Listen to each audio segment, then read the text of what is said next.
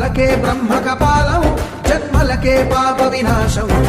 వ్యాసం ఇతిహాసం ఆ వ్యాసుడు ప్రవచించంగా సనాతన ధర్మాన్ని జోలికి రాకండి. చరితము విరచించంగా యజుస్సామరు అథర్వ శాఖలుగా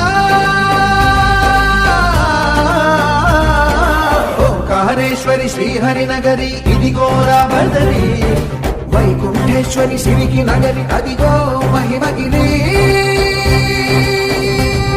ఈ కొండపై పాకండగా ఆ విష్ణు పాదమే వెలసింది. వేదాలనే విభజించిన శ్రీ వ్యాసపీఠమై విరిసింది. అరకనంద జలదండి